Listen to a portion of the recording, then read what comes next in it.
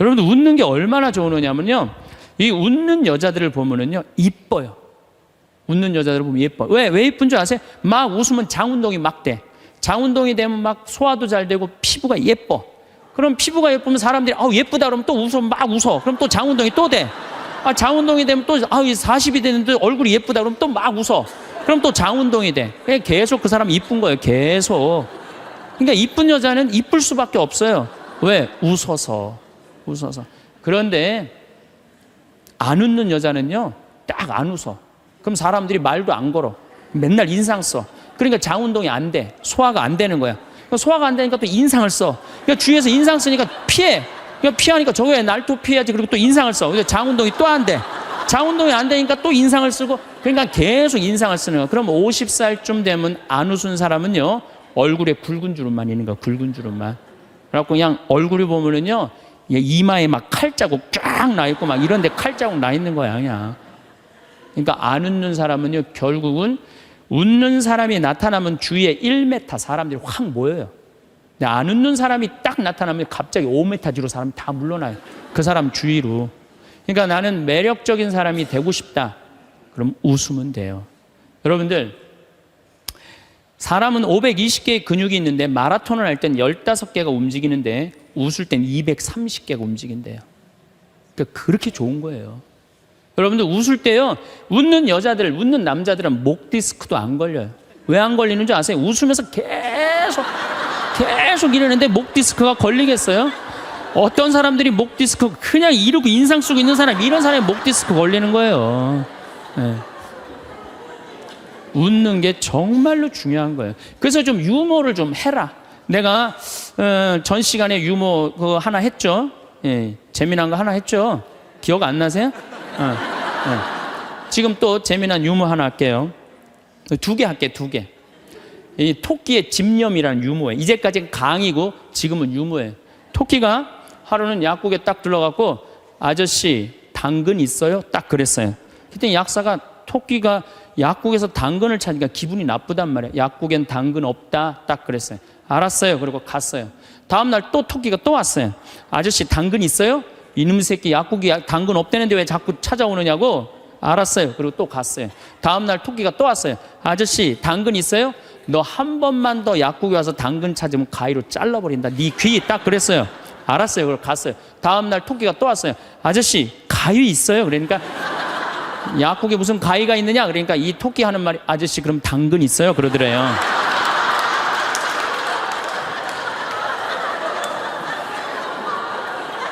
이게 토끼의 집념이라는 거. 집념. 내가 유머를 한두 개는 좀 알아갖고 유머를 하는 건 상당히 여유로운 거예요. 또 하나 재미난 얘기 해드릴게요. 이 숫자 2.5가 3한테 정말로 깍듯이 인사하는 거예요. 형님 안녕하셨습니까? 3이 너무 기분 좋은 거예요. 겨우 0.5밖에 차이가 안 나는데도 깍듯이 인사를 하니까 그냥 늘 그렇게 깍듯이 하는데 어느 날 갑자기 2.5가 딱 오더니 야 3 일로 와봐 딱 그러는 거예요. 깜짝 놀란 이놈이 미쳤나? 너 미쳤냐? 그러니까 왜? 나 지금 점 빼고 왔는데 너 왜 그러냐? 딱 그러더래요.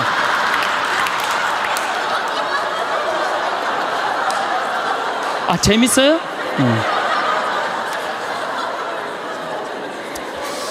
우리가 살면서 유머라는 것은 분위기를 굉장히 부드럽게 만들어줘요. 그래서 여러분들 좀 삶에 여유가 있는 사람, 이런 사람들이 유머를 잘 할 수가 있는 거예요.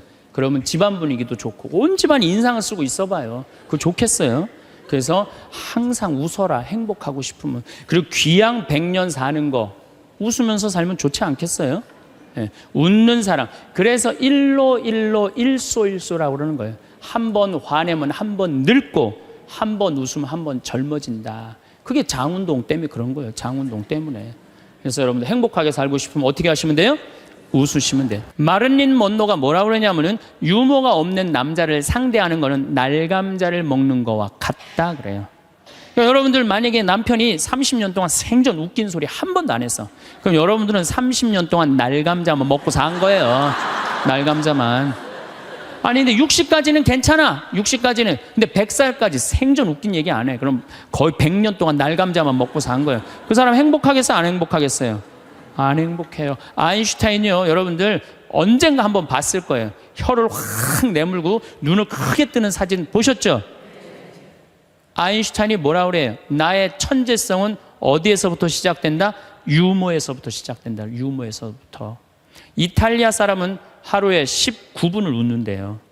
독일 사람은 7분을 웃고 한국 사람은 하루에 1분 웃는다는 거예요. 1분 웃는. 그러니까 한국 사람들이 그래서 행복 지수가 떨어지는 거예요. 안 웃어서 행복 지수가 떨어지는 거예요. 그다음 이제 100살까지 사는 세상에는 친구가 중요해요. 친구가. 1살서부터 50살까지 살 때는 자식, 남편, 아내 이게 전부예요. 근데 50살서부터 100살까지는요. 자식은 떠나고 누구하고만 살아? 아내하고만 살아요. 남편하고만 살아요. 그 아내, 남편 이러고 둘이서 50년 동안 쳐다보고 있으면은요. 미쳐요. 친구는 이제 나이를 따지면 안 돼요. 친구. 난 제일 친한 친구가 86살이에요. 86살. 말씀드렸잖아요. 우리 생태마을 꾸며준 신부님. 얼마나 나한테는 소중한 친구예요.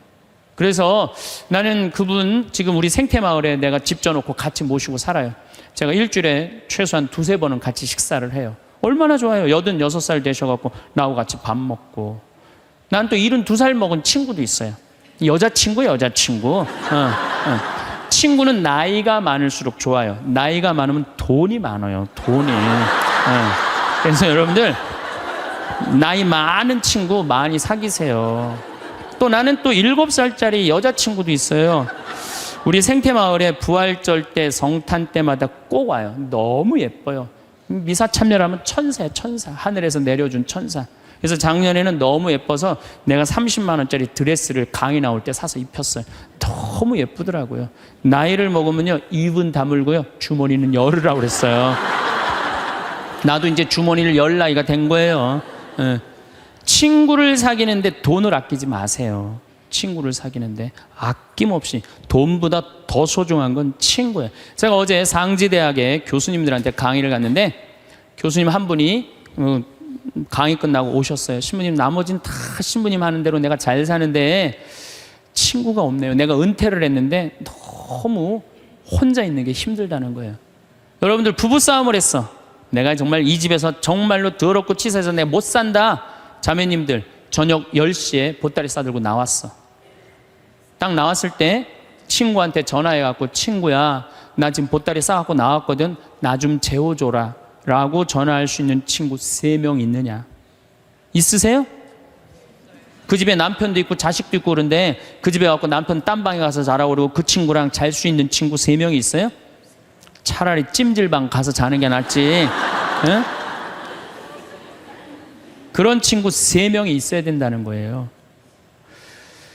저는 우리 생태마을이 올해도 한 3만 5천 명이 왔어요.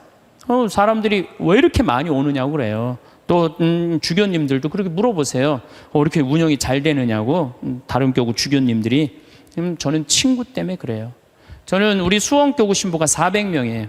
그럼 내가 농약 안 친 배추를 해갖고 제일 먼저 김장을 담아갖고 누구한테 보내주느냐? 우리 신부들한테 다 보내줘요. 왜?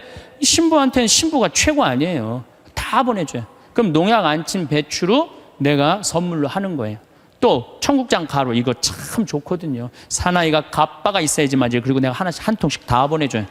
그러니까 5년 동안 우리 수원교구 신부들은 나한테 매년 뭐 감자, 옥수수, 뭐 된장, 뭐 청국장, 김장 선물로 받는 거예요. 그러니까 1월 달에 주일학교 선생들이, 신부님 우리 주일학교 여름에 어디로 보낼까요? 평창. 나한테 얻어먹은 게 얼만데. 레지오 야외 어디로 보낼까요? 평창. 기브 앤드 테이크예요. 나는 친구가 목사님 친구들도 많고 스님 친구들도 많아요. 그래서 그냥 목사님들이 놀러 오라고, 스님들이 저 지리산 스님 꼭 놀러 오라고. 근데 시간이 너무 없는 거야. 나 그 친구들 다 만나러 다니려면 200살 살아도 모자라 지금. 친구가 많은 거는요, 너무너무 할 일이 많은 거예요. 친구들하고는 어울려 지내는 게 얼마나 즐거워요. 그렇죠? 여러분들 지금부터라도 친구를 사귀세요. 친구는 3가지를 따지면 안 돼요. 나이, 지위, 재산. 이거 다 무시하고 그 세 가지를 무시하고 사람 대 사람으로. 그래서 여러분들 멘토가 필요한 거. 멘토가 나의 삶에 정신적으로 나를 이끌어 줄 수 있는 멘토가 꼭 필요한 거예요. 난 아무도 없다. 그런 사람들이 험악한 일을 딱 당하는 거죠. 그래서 우리가 이제 100년 사는 인생에는 자식만 전부가 아니고 남편, 아내가 전부가 아니고 누가 중요하다? 친구가 아주 중요하다. 우리 어머니 77, 아버지 79때 내가 그랬어요. 어머니 아들이 신부인데 예루살렘은 갔다 와야 되지 않느냐. 아버지 아들이 신부인데 베드로 성전은 갔다 와봐야 되지 않느냐. 같이 갔다 오자. 그랬더니 어머니가 우리 외삼촌이 아주 부자였는데 미국에 작은 외삼촌 만나러 갔다가 거기서 돌아가셨어요. 뭐 객사하신 거죠. 그랬더니 어머니 하시는 말씀이 우리 집은 멀리 가면 객사는 전력이 있어서 안 간다는 거예요. 그래서 내가 그랬어요. 자식들이 티켓 다 끊어놨으니까 갈래면 가고 말래면 말아라. 예. 그랬더니 어머니 아버지가 2달 전에 이제 가보니까 손잡고 산에 올라갔다 내려갔다 하더라고요. 길에서 안 죽으려고 체력 보강한다고. 한 달 전에 가보니까 옷 다 사입고 준비 끝났어. 성주순례를 갔는데 6시에 나오는데 5시 반에 나오는 거예요. 12일 동안 한 군데도 안 빼고 다 다니시는 거예요. 밥 먹으면서 내 손으로 안 하니까 밥도 너무 맛있다고 그냥 먹는 거예요. 그 토요일 날 저녁에 한국에 들어왔어요. 저녁 가족끼리 식사를 하고 저녁에 이제 헤어지고 다음 날 아침에 성주순례 간 사람들 전화를 하는데 다 비몽사몽이야. 집에 전화했는데 전화를 안 받는 거예요. 핸드폰도 안 받으시고. 난 두 분이 너무 힘들어서 돌아가셨는 줄 알았어요. 근데 2시에 통화가 됐어요. 아버지 왜 전화를 안 받느냐고. 그러니까 아버지가 자식들 전부 다 약수물 떠다 대주시거든요. 그 이제 10일 동안 집을 배웠으니까 그 성주순례 끝나고 아침에 일어나고 약수도로 간 거예요. 어머니는 어디 가니까 파마로 간 거예요. 파마로. 나이 80대도 여행 다니는데 아무 문제 없어요. 여러분들 집 잡혀서 다니세요. 네. 내가 행복하려면 뭐 해야 되냐면 운동해야 돼. 아프면 안 돼요. 100살까지 살면서요, 이제는 죽지도 못해요. 죽을 만하면 살려갖고 오고 죽을 만하면 살려갖고 와서 죽지도 못해요. 이제 의술이 좋아갖고 죽지도 못해요. 그럼 귀양 앞으로 50년 살 거 어떻게 사는 게 좋을까요? 건강하게 사는 게 좋은 거죠. 그래서 여기 지금 대충 연령층을 보니까 50, 60대들이 많으세요. 여러분들 대개 50, 60년 더 살아요. 그러면 여러분들 수영장 다니셔야 돼요. 수영장 가갖고 뭐 자유형 버터플라이 이런 거 하라는 거 아니에요. 수영장 걸어왔다 10분 왔다 갔다만 하면요, 산에 2시간 올라갔다 온 효과가 난대요. 허벅지에 근육이 안 풀리면은요, 죽을 때까지 누워서 뒤 가릴 수 있다는 거예요. 그런데 운동 안 하고 가만히 있는 할머니들 70살, 80살 되면요, 움직이지 못해요. 그럼 아들이 막 들었다가 화장실 갖다 놓고 씻고 그게 사는 거예요? 그렇게 100년까지 사는 거는 사는 게 아니죠. 그리고 여러분들 이제 한 70, 80대 갖고 이제 똥을 좀 싸기 시작하면요, 여러분들 어디 위에 누워서 자느냐면 비닐 위에 누워서 자요. 이불을 맨날 빨 수 없잖아요. 그러니까 두꺼운 비닐로 깐다고요. 그럼 거기서 이제 똥 싸면 이제 그거 딱 꺼내고 거기 또 뉘우고 똥 싸면 또 뉘우고 그러는 거예요. 그렇게 살기 싫으면 어떻게 해야 돼요? 운동해야 돼. 수영장 다니. 무슨 돈으로? 집 잡혀서. 여러분들, 자식들한테 재산을 물려준다고 자식을 사랑하는 길이 아니에요.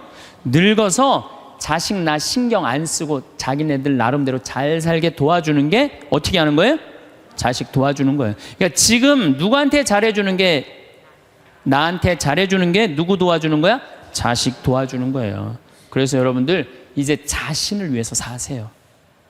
옛날에 40살, 50살까지 살 때는요, 자식 위해서 살아도 돼요. 왜? 내가 그냥 대충 살다가 적당히 알아서 죽어주니까. 한 부모가 46, 47에 죽어주면은요, 병이 들어도요, 별로 자식들 힘들이지도 않아요. 근데 70살에서부터 누워서 100살까지 누워있으면은요, 자식 미치는 거예요. 그러니까 누구한테 오늘 이후부터 잘해줘라? 본인한테 잘해줘라. 자기한테 잘해줘라. 우리는 너무 자기 자신한테 함부로 대한다. 작년 2월 달에 우리 생태마을에 대장암이 걸린 교회 다니는 자매가 하나 왔어요. 우리가 뭐 그때 암 환자들이 한 10명 있었는데 뭐 마리아, 데레사, 루시아 그러니까 하루 나한테 오더니 신부님 나도 본명 하나만 달라는 거, 세례명 하나만. 그 이제 그렇게 부르니까 좀 세례명이 부러웠나 봐요. 뭐 돈 드는 것도 아니니까 요한나 이거 가지라고 줬어요, 내가. 공짜인데 뭐.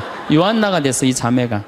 요한나가 됐는데 우리 생태마을에 작년에 암 환자가 한 10분 정도 있었는데 정말로 서로 마음이 맞는 거예요. 같은 병이 걸려 있으니까 서로 위로가 되고 정말 형제같이. 그 매일 이 곤드레 밥 먹으러 다니고 꽁만두 먹으러 다니고 막국수 먹으러 다니고 산채 비빔밥 먹으러 다니고 회 먹으러 다니고 또 북한에서 또 저기 뭐야 그 조개 그거 아주 좋은 거 그것도 수입해다가 그것도 우리끼리 또 해서 먹고 작년에는 정말로 즐겁게 살았어요. 그런데 이 자매가 3월 말이 됐는데 뼈까지 다 전이가 된 거예요. 근데 암 환자가 뼈까지 전이가 되면 누워서 못 자요. 아파서. 앉아서 잔 거지. 다음날 성당 마당에서 날 만났어요. 날 또 꼭 끌어안더니 신부님 나 아무래도 죽을 것 같아요. 그런데 내가 여기 와갖고 3개월 동안 살면서 사는 게 이렇게 즐거운 건지 처음 알았대요. 아니 3,000원짜리 곤드레 밥을 먹으러 가도 이렇게 맛있고 즐거운 건 처음이래. 이렇게 같은 마음 통하는 우리 환자들이랑 환우들이랑 같이 먹어서 너무너무 행복했다는 거예요. 그런데 내 인생 48년을 돌아보면 행복했던 순간이 한 번도 없다는 거예요. 자기는 딸한테 하나도 안 미안하대요. 딸 자기가 빌딩 청소하고 대학까지 졸업시켰다는 거예요. 남편한테도 하나도 안 미안하대. 자기 3개월 동안 와 있는 동안 한 번도 안 와봤다는 거예요. 근데 누구한테 미안하냐면 자기 자신한테 너무너무 미안하다는 거예요. 그리고 내 어깨에 눈물을 뚝뚝 흘리고 이 자매는 일주일 만에 세상을 떠났어요. 자, 여러분들은 여기 지금 50, 60까지 사신 여러분들 열심히 살지 않으셨어요? 지금까지? 그렇지 않아요? 그리고 또 이 우중충한 날 강의 듣겠다고 여기 오신 여러분들은 무조건 열심히 사신 분들이에요. 그럼 여러분들은 지금 누구한테 제일 잘해줘야 되느냐면은 본인한테 제일 잘해줘야 돼요. 나는 본당 신부 10년 할 동안 교우들이 정말로 잘해줬어요. 뭐 애 생기면 애 생겼다고 밥 사주고 애 낳으면 애 낳았다고 밥 사주고 뭐 그냥 정말로 그냥 건수가 얼마나 많은지 몰라요. 근데 내가 강원도 평창에 농사지로 딱 들어갔는데 사람이 아무도 없는 거예요. 나 밥 사주는 사람이 아무도 없는 거예요. 그리고 그냥 밤에 나오면 얼마나 깜깜한지 내 다리가 안 보여요. 다리가 보여야지 어딜 돌아다니까. 몸만 보여, 몸만. 강시 떠도 둥둥둥둥 떠다니는, 강시 떠다니는 것처럼. 밥 사주는 사람도 없고 갈비 먹고 싶은데. 근데 난 갈비 먹고 싶으면 뭐라 그러냐면은 창현아 갈비 먹고 싶냐? 가자 내가 사줄게. 난 나한테 내가 사줘요. 내가 또 회 먹고 싶으면은 창현아 회 먹고 싶냐? 가자 내가 사줄게. 난 나한테 내가 사줘요. 나는 나한테 내가 사주니까 남한테 원망 안 해요. 왜? 내가 즐겁게 먹으니까. 근데 여기는 우리 많은 자매님들 자기 돈으로 사 먹을 생각은 안 하고 아들이 사줄래나 남편이 사줄래나 1년 전에도 안 사주더니 또 안 사주네 이러고 그냥 맨날 청승을 떨면은요 알아주는 사람 아무도 없다고. 그리고 여러분들 100년 동안 살 동안 여러분들 행복을 이웃이 챙겨줄 수 있을까요? 남편이 100년 동안 챙겨줄 수 있어요? 자식이 100년 동안 챙겨줄 수 있어요? 행복은 누가 챙기는 거냐면 내가 챙기는 거예요. 내가 나한테 행복할 수 있도록 해줘야 돼요. 근데 그냥 자기한테는 잘해줄 생각을 안 하고 남이 나한테 안 해줄까 이것만 계속 바라고 있으면 그런 여자들이 복장 터지는 여자들이에요. 그런 여자들이. 이제는 행복의 주인공은 누구다? 나다. 옷도 좀 사 입으세요. 옷도. 자기가 무슨 군인이야. 철모 쓰고 그냥 1년 내내 딱 그냥 바뀌지 않는 옷 입고 돌아다니면요. 집에서 왔다 갔다 하면요. 이 전부 다 심란해요. 저는 지난 여름에 40일 동안 미국 LA 쪽에 순회 강연 가기 전에 서울 모본당에 강의를 갔는데 강사를 많이 줬어요. 근데 마침 또 그냥 양복이 좀 안 맞아요. 살이 좀 쭉 한 10kg가 빠져갖고. 그래갖고 양복을 좀 사 입어야 되겠다. 그래서 문정 아울렛에 가갖고 내가 양복 사 입고 갔어요. 참 우리나라 옷도 잘 만들어요. 내가 50만 원어치를 옷을 샀는데 양복 2벌, 바지 2개, 50만 원인데 그렇게 사 입고 갔어요. 그럼 미국 이제 강의를 갔더니 교우들이 그러는 거예요. 어우 신부님 양복 너무너무 멋있다는 거 메이커냐는 거예요. 아니라고. 나 이거 내 돈으로 내가 아울렛 가서 내가 사 입고 왔다고. 내가 사 입어야죠. 옷도 마음에 드는 거예요. 여러분들도 10만 원짜리 들었다가 너무 비싸다 그러고 만 원짜리 줍지 마세요. 작년 영명축일에 우리 어머니가 너무 이쁜 옷을 입고 왔어요. 평창으로. 그래서 내가 어머니한테 물어봤어요. 어머니, 아들이 사줬냐 딸이 사줬냐 그랬더니 어머니 하시는 말씀이, 사주긴 누가 사주느냐고, 방송 보니까 신부님이 늙어서 옷 사 입고 싶으면 지 돈으로 사 입으라 그래서 내 돈으로 사 입었다는 거야. 내 돈으로. 근데 이 노인네가 150만 원짜리 사 입고 온 거예요. 근데 내가 잘했다고 그랬어요. 왜?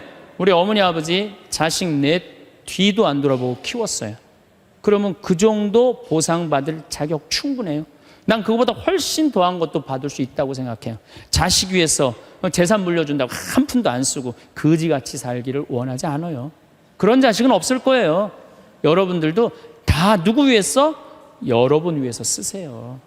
자, 또 이제 행복하게 살려면 텔레비 시청을 제발 좀 줄여라. 이 텔레비전이 문제 중에 문제예요. 제가 보기에는 우리 할머니들 가끔 나한테 이래요. 신부님 잠이 안 와요. 이런 할머니들 아침부터 저녁까지 텔레비전 본 거예요. 텔레비전을 보면 몸의 95%를 쓰지 않는데요. 텔레비전 볼 때 움직이지 않고 가만히 보는 거 아니야. 계속. 그러니까 저녁에 잠 자려고 그러는데 뭘 움직였어요. 피곤해야지 잠이 올 거 아니야. 그게 잠이 안 오는 거예요.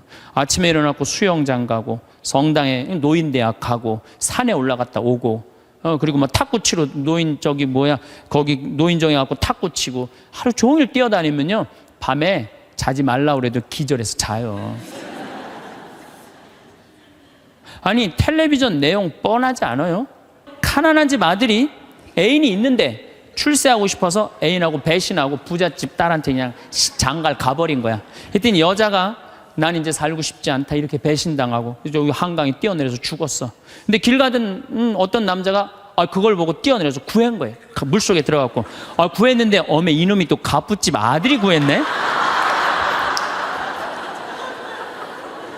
근데 또 라이벌 회사의 아들이야 보니까 그래갖고 그냥 원수 갚는다는 얘기. 이번엔 또 내인 줄 알고 열심히 키웠는데 어메 이거 알고 보니 바뀌었네 이게 애가. 아니 이런 걸 뭘 맨날 보세요. 뭘 맨날 보세요. 여러분들, 제가 지난 시간에도 말씀드렸지만 인간이요 80년 사는 동안 잠자는데 26년을 쓴대요. 그리고 일하는데 21년을 쓴대요. 텔레비전 보는데 10년을 쓴다는 거예요. 10년을. 그리고 밥 먹는데 6년을 쓰고 사람 기다리는데 6년을 쓴다는 거예요. 우리가 그만큼 텔레비전을 많이 보면은요 설거지가 쌓인대요. 텔레비전을 많이 보면 눈에 피가 쌓인대요. 농민들한테는. 텔레비전은 내가 할 수 있는 일을 자꾸 뒤로 미루게 만들어요. 그리고 사람을 자꾸 게을르게 만들고 질서를 무너뜨리게 만드는 거예요. 텔레비전을 보려고 해도 사건 중심의 드라마를 보라는 거예요. 사건 중심의. 맨날 애정 그런 거 보시지 마시고. 요즘 저는 지금 못 봤는데 지금 2번을 봤어요. 뿌리 깊은 나무라고 세종대왕이 한글 반포하는 과정, 너무 훌륭한 프로그램이에요. 난 뭐 그 회사에서 돈 받은 것도 없지만은 너무 훌륭한 프로그램이에요. 2번을 봤는데 글이 얼마나 중요한지 정말로 잘 표현했더라고요. 그런 걸 보시라는 거예요. 내셔널 지오그래픽, 히스토리 채널, 평화방송 뭐 이런 거 보라는 거예요. 제 얘기는. 괜히 그냥 이 남편이 그냥 물에 빠져 죽였는데 그냥 또 살아나갖고 점 찍고 나타나갖고 그냥 뭐 이런 거 보시지 마시고.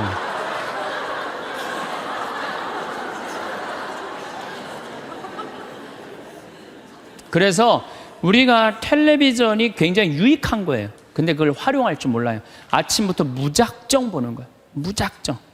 네. 그래서 텔레비전을 많이 보면 치매에 걸릴 확률이 굉장히 높다는 거예요. 움직이지 않으니까.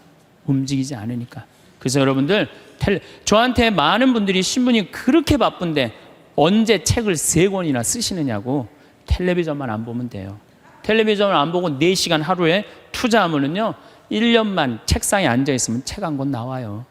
그 시간 텔레비전 보는 시간인데 그것만 안 보면 책이 한 권 나오는 거예요. 그래서 여러분들도 앞으로 50년 동안 어떻게 텔레비전만 보고 살겠어요. 그래서 이제 100년 사는 인생에 행복하고 싶으면 공부해야 돼.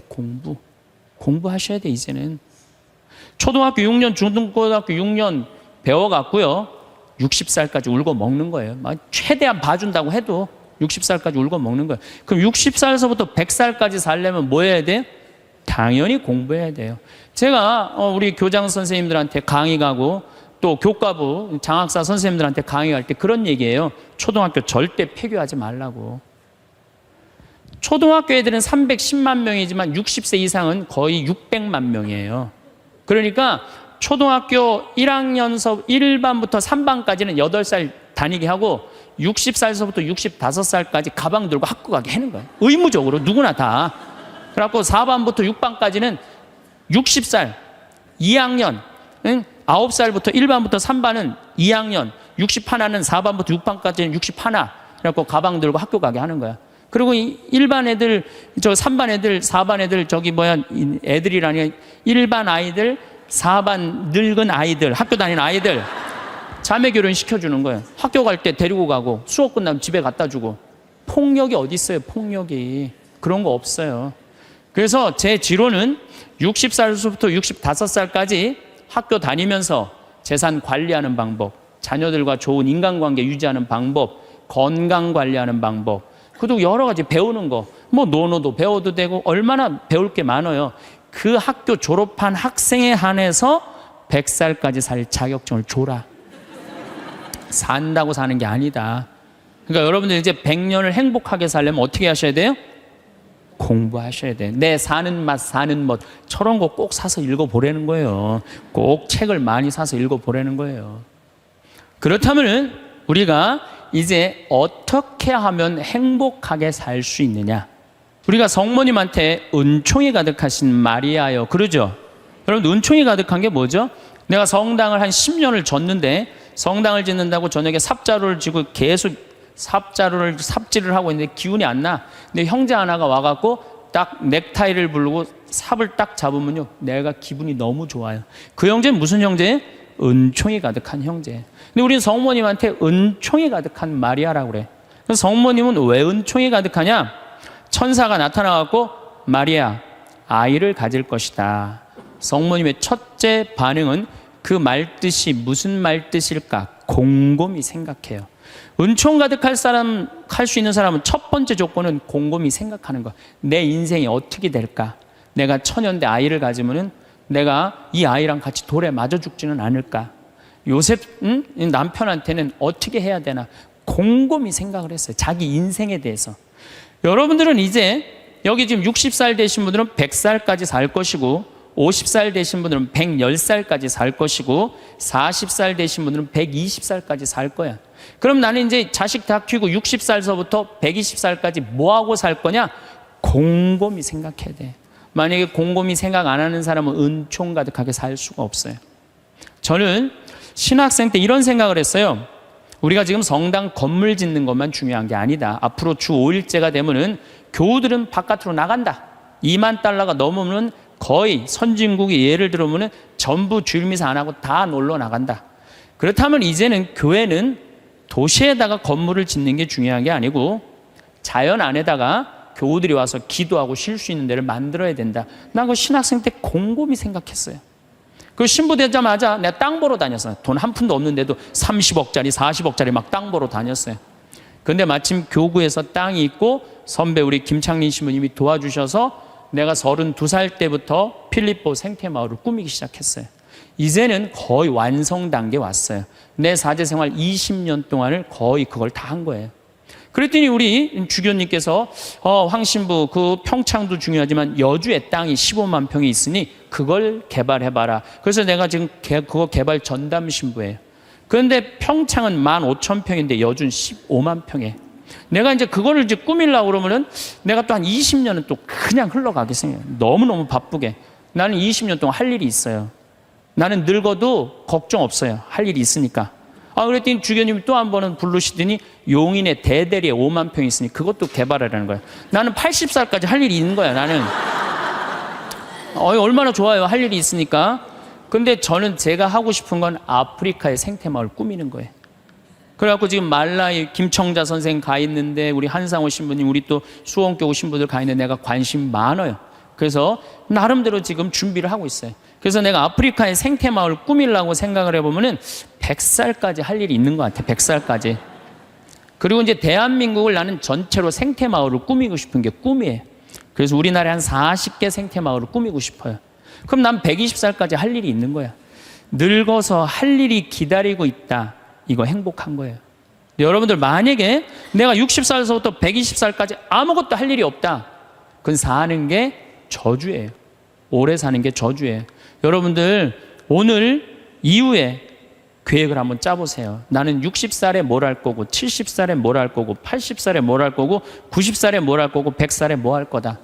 신부님 언제 살지도 모르는데 그 사람처럼 바보가 없어요. 죽을 때 죽더라도 계획은 가져야죠. 계획이 이씨 살다가 죽는 사람이랑 계획 없이 그냥 대책 없이 100살까지 사는 사람이랑은 삶의 질이 틀린 거예요. 그래서 여러분들 이제 행복하게 살려면은 그런 생각을 곰곰이 해라. 그 다음에 여러분들 한류 많이 들어봤죠? 깜짝 놀랄 일이에요. 내가 일본에 가서 드라마를 보면요, 정말로 재미없어요. 정말로 재미없어요. 근데 우리나라 드라마 보면요, 정말 재밌어요. 어쩜 그렇게 잘 만들어, 드라마를. 저기 대장금을 내가 케냐 나이로비에 갔는데 거기서 나오더라고요. 중동에서 나오는 거 말할 것도 없고.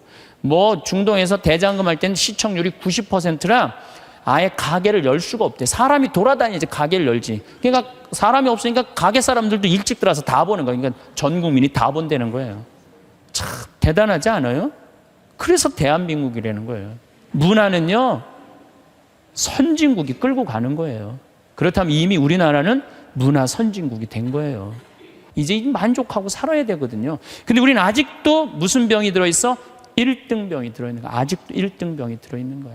아니 나는 전교 1등은 들어봐도 전국 1등하라고 아들 때리는 건 난 그게 이해가 안 가는 거예요. 전교 1등이라는 것도 꿈도 못 꾸는데 전국 1등을 안 한다고 아들을 때리고, 이게 우리의 불행이에요. 여러분들 1등 한다고 행복해요? 출세한다고 행복해요? 여러분들 요즘 텔레비전 보면요, 다 감옥 가는 사람들이요, 출세하고 돈 많고 1등 하는 사람 다 감옥 가요. 그렇지 않아요? 여러분들은 감옥 가고 싶어도 보내주지도 않아요. 여러분 감옥 가고 싶어 보내주지도 않아. 출세한 사람들이 고통을 겪는 거예요. 제일 행복한 사람은요, 1 더하기는 2다. 하루하루를 성실하게 사는 사람은 나쁜 짓 안 하고 도둑질 안 하고 사기 안 치고 그리고 성실하게 사는 사람이 매일 일 끝나고 성당에 와서 평일 미사하고 저녁에 갖고 성서 읽고 그리고 주무시는 분들이 제일 행복한 분들이에요. 5,000년 역사상 지금처럼 대한민국이 국부가 정말로 탄탄한 적은 없었어요. 요즘 제가 너무너무 대한민국에 대해서 전 자랑스러워요.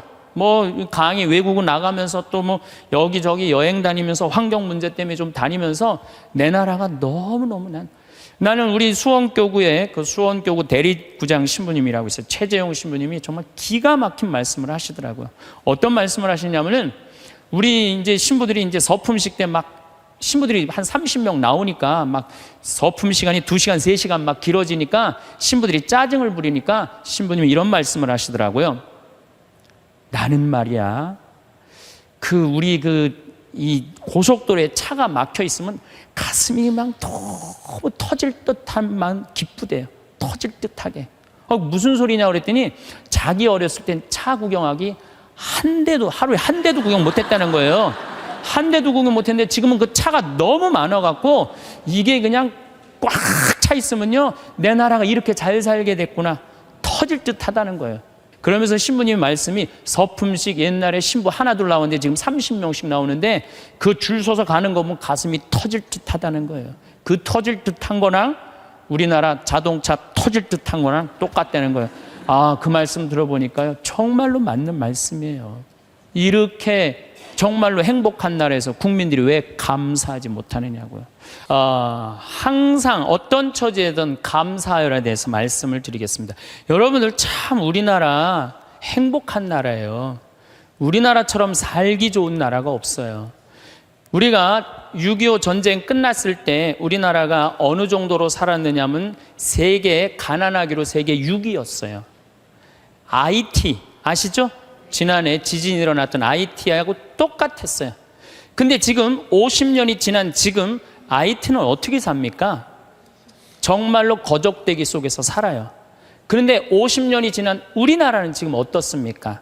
세계 경제 규모 13위, 소비지수 7위, 이탈리아보다도 더 잘 써요. 그리고 올해 1조 달러 경제 규모 1조 달러. 우리 어렸을 때는요 100억 달러 수출 맨날 그러고 자랐어요. 그거 배우고 자랐어요. 그런데 1000억 달러도 아니고 1조 달러. 대단한 거예요. 정말로 대단한 거예요. 전 세계에 이런 나라가 한 나라도 없는 거예요. 원조 받는 나라에서 원조 해주는 나라. 그래서 제가 이 대단한 사람들이 모여 살아갖고 우리나라 이름이 대한민국이라고 그런 거예요. 대한민국이라고. 여러분들 제가 얼마 전에 서안이라는 데를 다녀왔어요. 진시황 묘 있는데. 근데 그 진시황을 끌던 마차가요. 말이 4마리야. 4마리. 그 대단한 진시황을 끌고 가는 마차가 말이 4마리예요. 여기 정조 임금이 아버지 육릉에 갈 때 여기서 말 몇 마리 끌고 왔는지 알아요? 전체 행렬이 120마리도 채 안 됐어요. 근데 여러분들이 지금 2000cc 차를 타고 지금 여기 성당에 오셨다면 여러분은 말 몇 마리를 끌고 온 거냐면 150마리를 끌고 온 거예요. 말 150마리를 끌고 온 거예요. 우리가 얼마나 많은 걸 지금 누리고 살고 있는데 그걸 몰라요. 옛날에 왕은요 여름에 얼음 좀 먹고 싶으면은 동빙고 서빙고 막 뛰어가서 그냥 막 얼음 갖다 바쳤어요. 근데 우리는 집집마다 냉장고에서 열면 얼음 다 있어요. 동빙고 서빙고 다 있어요. 옛날에 진시황보다 옛날에 정조임금보다 우리가 훨씬 더 잘 사는 거예요. 그런데도 지금 감사하지 못하고 있다. 이건 정신적인 병이 들어있는 거예요. 짧은 시간 내에 남들은 100년 역사가 넘는데 우리는 겨우 30년, 40년 됐는데도요. 세계 4위 시장이에요. 4위 시장. 대단한 거예요. 텔레비전 잘 만들어요? 못 만들어요? 잘 만들어요. 2009년 기준으로 미국 LED 텔레비전 시장 90%가 한국 텔레비예요. 유럽에서는 뭐 내가 2004년인가 5년 갔을 때 이미 우리나라 LG가 거기 1위. 참 잘 만들어요. 파나소닉이라는 일본 텔레비전 회사가요. 한 달 전에 손들었어요. 텔레비 사업을 포기했어요. 뭐라고 포기했느냐면 우리는 삼성, LG 텔레비 따라갈 수가 없다. 그래서 우리는 텔레비 사업을 포기한다. 차 잘 만들죠. 텔레비전 잘 만들죠. 배 잘 만들죠. 휴대폰 잘 만들죠. 반도체 잘 만들지. 우리가 땅이 넓어요. 그렇다고 자원이 많아요. 정말 국민들 똑똑한 거 하나로 성실한 거 하나로 이렇게까지 올라왔으면 행복해야죠. 근데 왜 OECD 30개 국가 중에 행복 등수가 25등이냔 말이에요. 욕심이 너무 많아서 그래요. 여러분들 지금 누리고 있는 것에 대해서 감사하지 못해서 그래요. 욕심 많은 사람은 기쁘게도 못 살고 감사도 못해요. 여러분들 마음 안에 지금 욕심을 조금만 버리면요 정말로 행복하게 살 수 있어요. 여러분들 우리나라 국부의 원천은 어디에 있다고 생각하세요? 국부의 원천은 살림에 있어요. 살림에. 전 세계에서 잘 사는 나라의 첫 번째 조건은 살림입니다. 독일이 그렇고 일본이 그렇고 미국이 그래요. 우리나라가요 살림 녹화가 유엔에서 뭐라고 그랬냐면은 개발도상 국가 중에 살림 녹화를 성공한 나라는 대한민국 하나라고 그래요. 우리 지금 여기 할머니들 어렸을 때 산 빨겠어요? 안 빨겠어요? 빨겠죠? 근데 지금 우리나라 산 어디를 다나나 팔아요? 안 팔아요? 정말로 팔아요. 이거 돌아간 박정희 대통령 또 현신규 박사라고 있어요. 여러분들 은사시나무 들어봤죠? 그걸 현사시나무라고 그래요. 현신규 박사 성을 따서 아예 나무 이름을 현씨로 바꾼 거예요. 그만큼 그 나무에 대단한 우리나라 과학자가 있어요. 그 다음에 뭐 옛날에 이 산림청이 원래는 농림부에 있어야 되는데 우리나라는 산림청을 내무부에 넣어버렸어요. 왜 내무부에 넣느냐면 그 갈비 긁어가면은 그 사법권 행사하려고. 세계적으로 그런 예가 하나도 없다는 거예요. 그만큼 산림 녹화의 의지가 강했던 거예요. 지금 60대, 70대 되신 우리 할머니, 할아버지들이 사방공사 다 하고 맨날 가서 식목일에 나무 심고 이래서 이 나라가 이렇게 잘 살게 된 거예요. 우리나라가 언제부터 산림 녹화가 끝나냐면 1980년에 산림 녹화가 끝나. 그때부터 경제 성장 시작한 거예요. 제대로 된 성장. 이렇게 산이 풍요로운 나라가 없어요. 그런데 국민들이 안 행복해. 그 기가 막힌 산을 보고도. 그러니까 우리가 가지고 있는 가치에 대해서 우리 스스로 모르는 거예요. 하나 아쉬운 게 있다면은 우리나라가 다 잘 나가요. 근데 제가 환경운동하는 신부로서 제일 걱정되는 건 뭐냐면 식량이에요, 식량. FTA가 어떻게 되는지 난 잘 모르겠어요. 그렇지만은 역사적으로 대왕 칭호를 듣는 사람들은요, 국민들 배 안 굶겨요. 식량 자급률 높여요. 세종대왕이 그랬어요. 세종대왕이 뭐라 그러냐면 백성은 밥을 하늘로 삼고 나라는 백성을 하늘로 삼는다고 그랬어요. 먹는 게 굉장히 중요합니다. 먹는 걸 무시하는 임금은요, 성군이 될 수가 없어요. 그래갖고 이 세종대왕이 뭘 했느냐면은 추구기. 이거 다 농사 때문에 한 거예요. 해시계. 이것도 다 농사 때문에 한 거예요. 27%의 백성이 굶어 죽었어요. 세종대왕 때. 근데 세종대왕 때 그거를 해결을 한 거예요. 정조 임금은 수원 서호에다가 인공 호수를 만들었어요.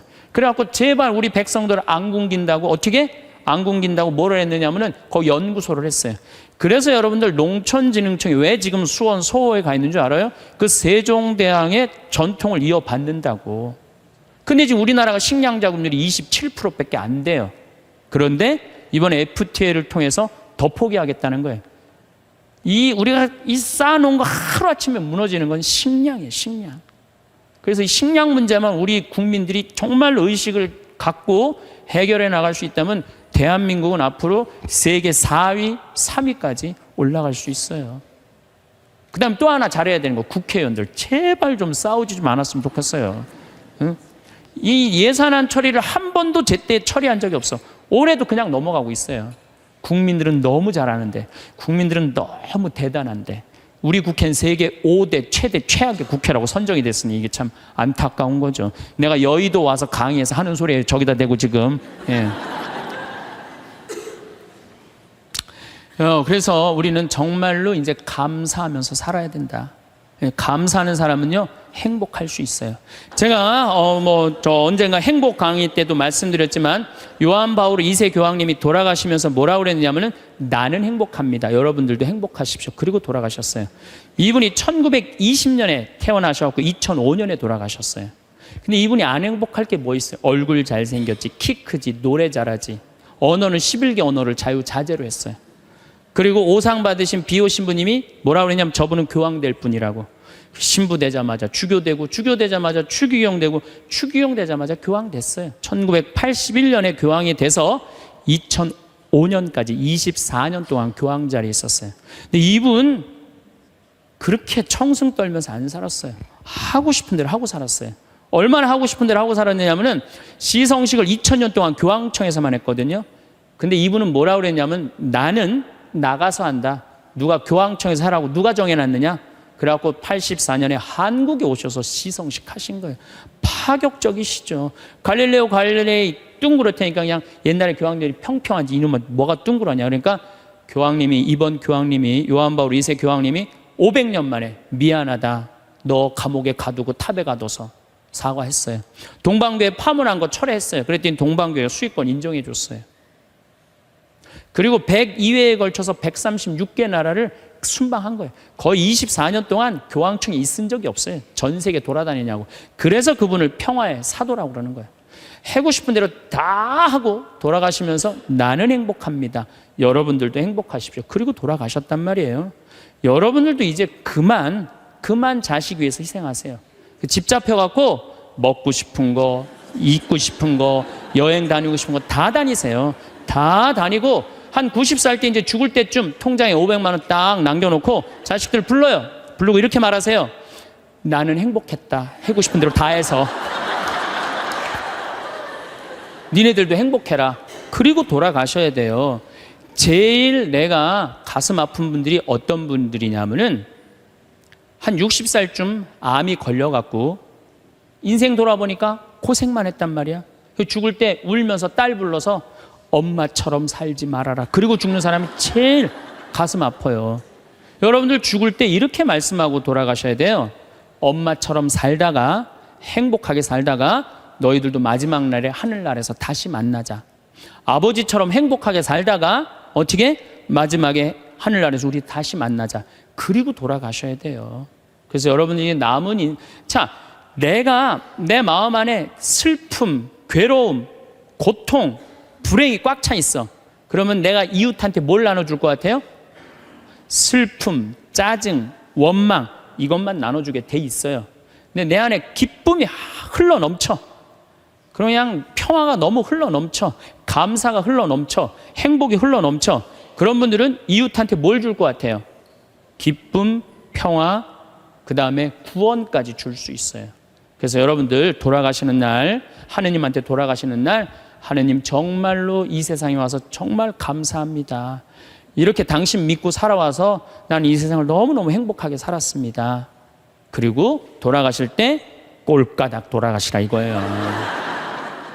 그래서 여러분들 절대 돌아가시면서 엄마처럼 살지 말아라. 그리고 돌아가시지 말고 엄마처럼 살아라.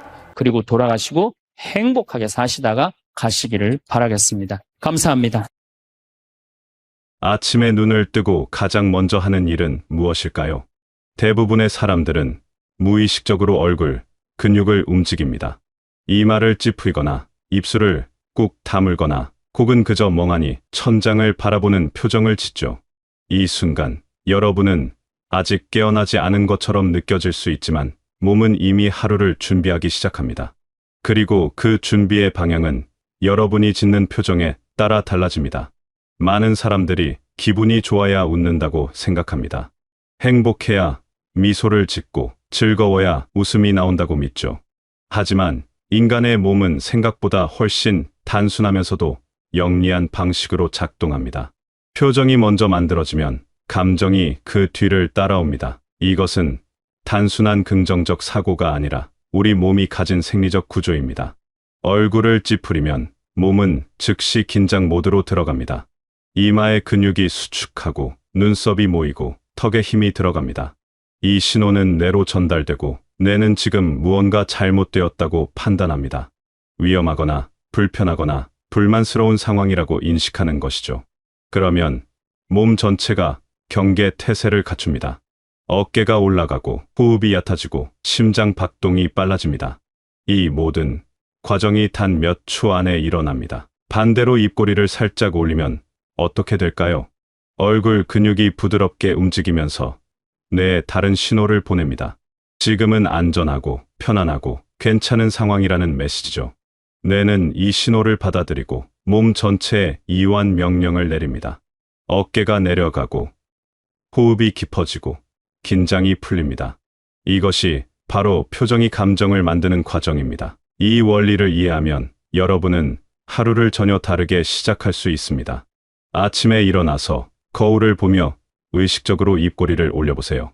단 1cm만 올려도 됩니다. 그 작은 움직임이 여러분의 뇌에 하루의 첫 신호를 보냅니다. 오늘은 괜찮은 하루가 될 거라는 신호 말이죠. 웃으면 몸의 회로가 달라진다. 웃음이 단순히 기분을 좋게 만드는 감정적 반응이라고 생각하면 오산입니다. 웃음은 몸 전체를 변화시키는 강력한 생리적 사건입니다. 입꼬리가 올라가고 볼 근육이 움직이는 순간 여러분의 몸 속에서는 놀라운 일들이 연쇄적으로 일어납니다. 가장 먼저 근육이 이완됩니다. 얼굴 근육이 웃는 형태를 만들면 그 신호가 목과 어깨 등으로 퍼져나갑니다. 긴장했던 근육들이 하나씩 풀리면서 몸 전체가 부드러워집니다.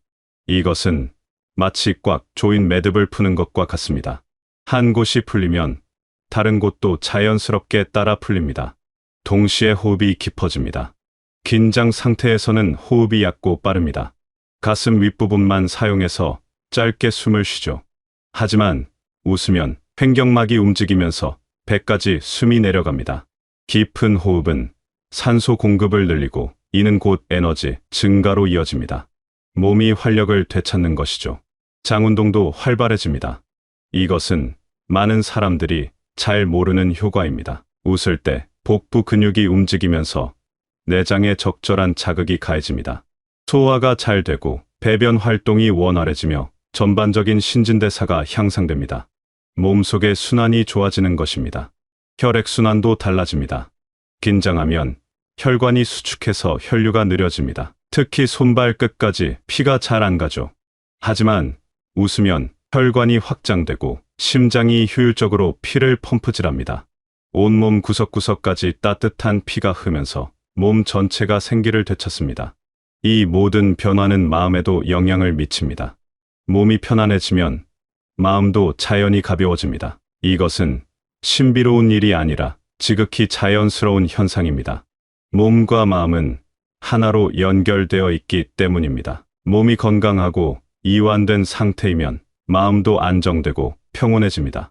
스트레스가 줄어들면 판단력도 좋아집니다. 긴장 상태에서는 뇌가 생존 모드로 작동합니다. 위험을 감지하고 피하고 방어하는데 모든 에너지를 집중하죠. 하지만 몸이 이완되면 뇌는 여유를 갖고 생각할 수 있습니다. 더 창의적이고 더 현명하고 더 긍정적인 선택을 하게 됩니다. 웃음 하나가 이렇게 많은 것을 바꿉니다. 단순히 기분만 좋아지는 게 아니라 몸의 모든 시스템이 최적의 상태로 재정비됩니다. 이것이 바로 웃음의 힘입니다. 웃음은 약이자 운동이자 명상입니다. 가장 간단하면서도 가장 강력한 건강 비결인 셈이죠. 억지 웃음도 진짜 행복을 끌어당긴다. 여기서 많은 분들이 의문을 가질 수 있습니다. 진짜 기분이 좋지 않은데 억지로 웃는 게 무슨 의미가 있을까? 오히려 자신을 속이는 것 아닐까? 하지만 이것은 속임수가 아닙니다. 이것은 몸의 작동 원리를 활용하는 지혜입니다. 뇌는 생각보다 단순합니다. 얼굴 근육이 웃는 형태를 만들면 뇌는 지금 행복한 상황이라고 판단합니다. 진짜 행복인지 가짜 행복인지 구분하지 못합니다.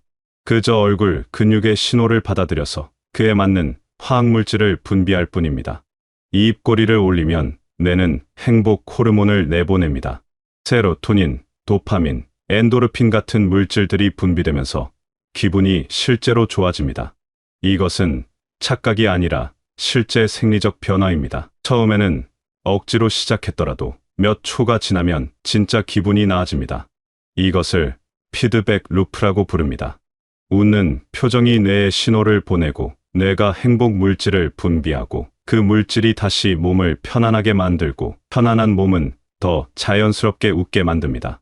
이 순환이 반복되면서 처음의 억지 웃음은 어느새 진짜 미소로 바뀝니다. 처음엔 어색합니다. 거울을 보며 입꼬리를 올릴 때 이상하게 느껴질 수 있습니다. 마치 연기를 하는 것처럼 가짜 같은 느낌이 들죠. 하지만 5초만 유지해보세요. 단 5초만 그 표정을 유지하면 몸과 마음이 조금씩 부드러워지는 걸 느낄 수 있습니다. 어깨가 살짝 내려갑니다. 호흡이 조금 깊어집니다. 이마에 주름이 펴집니다. 턱에 힘이 빠집니다. 이 작은 변화들이 모여서 전체적인 분위기를 바꿉니다. 여러분은 여전히 같은 상황에 있지만 그 상황을 대하는 몸의 태도가 달라진 것입니다. 이것은 자기 기만이 아닙니다. 이것은 몸의 언어를 배우는 과정입니다. 몸은 말을 하지 못하지만 표정과 자세로 대화합니다. 여러분이 먼저 몸에게 긍정적인 신호를 보내면 몸은 그에 맞춰 긍정적으로 반응합니다. 이것이 바로 표정과 감정의 양방향 소통입니다. 억지로라도 웃는 것이 중요한 이유는 그것이 변화의 시작점이 되기 때문입니다. 기분이 좋아지길 기다리면 영원히 기다릴 수도 있습니다. 하지만 먼저 웃으면 기분은 자연스럽게 따라옵니다. 이것은 수동적인 기다림에서 능동적인 선택으로의 전환입니다. 매일 아침 거울 앞에서 억지로라도 웃어보세요. 처음엔 우스꽝스러워 보일 수 있습니다. 하지만 그 우스꽝스러움이 진짜 웃음으로 이어질 수 있습니다.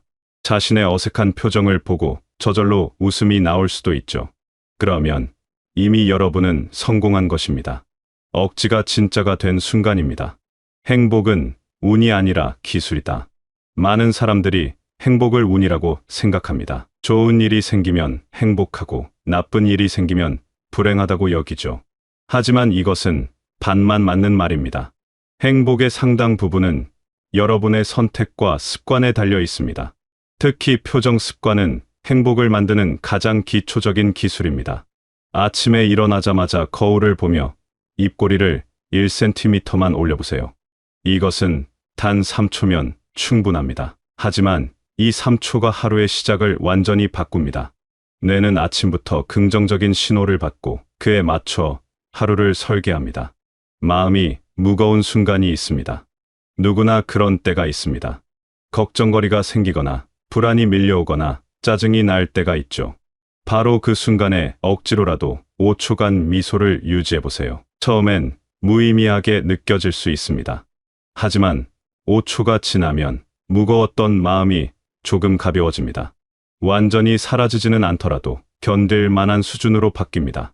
집에 들어올 때마다 미소 체크를 해보세요. 문 손잡이를 잡기 전에 잠깐 멈춰서 입결의를 올립니다. 이것은 공간 전환의 의식입니다. 밖에서의 긴장과 스트레스를 문 밖에 두고 편안한 얼굴로 집 안에 들어가는 것이죠. 이 작은 습관이 집을 진정한 휴식 공간으로 만들어줍니다. 집에서 나갈 때도 마찬가지입니다. 문을 열기 전에 한번 웃어보세요. 세상을 향해 긍정적인 표정으로 나가는 것입니다. 이것은 단순한 표정 연습이 아니라 세상을 대하는 태도의 준비입니다. 웃는 얼굴로 나가면 세상도 여러분에게 더 친절하게 반응합니다. 짜증나는 순간에는 미세 웃음 전략을 써보세요. 활짝 웃을 수 없다면 입술만 살짝 올리는 것으로도 충분합니다. 눈에 띄지 않는 작은 움직임이지만 뇌는 그 신호를 받습니다. 지금 상황이 그렇게 심각하지 않다는 메시지를 보내는 것이죠. 그러면 과도한 반응을 막을 수 있습니다. 화장실에 갈 때마다 거울을 보며 웃어보세요. 하루에 여러 번 자연스럽게 반복되는 순간입니다. 거울을 볼 때마다 자동으로 미소를 짓는 습관을 들이면 하루에도 수십 번 긍정적인 신호를 뇌에 보내게 됩니다. 이것이 쌓이면 엄청난 변화를 만듭니다. 밥을 먹기 전에도 한번 웃어보세요. 음식 앞에서 감사하는 마음으로 미소를 짓는 것입니다. 이것은 식사를 더 즐겁게 만들고 소화도 잘 되게 합니다. 긴장한 채로 먹으면 체합니다. 하지만 편안한 얼굴로 먹으면 몸도 음식을 기꺼이 받아들입니다. 잠들기 전에도 웃어보세요. 침대에 누워서 오늘 하루를 떠올리며 살짝 미소를 짓는 것입니다. 힘든 일이 있었더라도 그것을 웃으며 마무리하면 잠자는 동안 몸이 회복하는 데 도움이 됩니다. 긴장한 채로 자면 몸도 제대로 쉬지 못합니다. 이런 작은 습관들이 모이면 삶의 전체 흐름이 바뀝니다.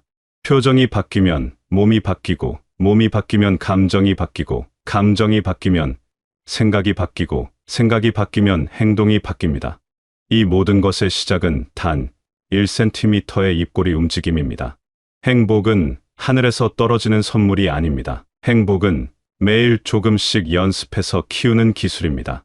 피아노를 배우듯, 운전을 배우듯, 웃음도 배울 수 있습니다. 처음엔 서툴고 어색하지만 반복하면 자연스러워집니다. 나중에는 의식하지 않아도 자동으로 웃게 됩니다. 여러분의 얼굴은 여러분이 세상과 만나는 창입니다. 그 창을 어떻게 열어두느냐에 따라 들어오는 빛이 달라집니다. 찡그린 얼굴은 빛을 막지만 웃는 얼굴은 빛을 끌어들입니다. 같은 하루라도 어떤 표정으로 사느냐에 따라 완전히 다른 경험이 됩니다. 오늘 하루도 여러분 앞에 놓여 있습니다. 그 하루를 어떻게 시작할지는 여러분의 선택입니다. 무거운 얼굴로 시작할 수도 있고 가벼운 얼굴로 시작할 수도 있습니다. 어느 쪽이든 여러분의 자유입니다. 하지만 기억하세요. 표정이 먼저고 기분은 나중입니다. 억지로라도 웃어보세요. 그 억지가 진짜가 되는 순간을 경험하게 될 것입니다. 웃음은 거짓말이 아닙니다. 웃음은 몸에게 보내는 친절한 약속입니다. 오늘은 괜찮을 거라는 여러분이 스스로에게 건네는 다정한 말입니다. 힘든 날도 있을 것입니다. 웃고 싶지 않은 날도 있을 것입니다. 그럴 때일수록 작은 미소 하나가 여러분을 지켜줄 것입니다. 완벽하게 웃을 필요는 없습니다. 입꼬리만 살짝 올려도 충분합니다. 그 작은 움직임이 여러분의 하루를 그리고 삶을 조금씩 바꿔나갈 것입니다. 여러분 모두 오늘도 웃는 얼굴로 하루를 열어가시고 그 미소가 진짜 행복으로 피어나는 하루를 만들어 가시길 바라겠습니다.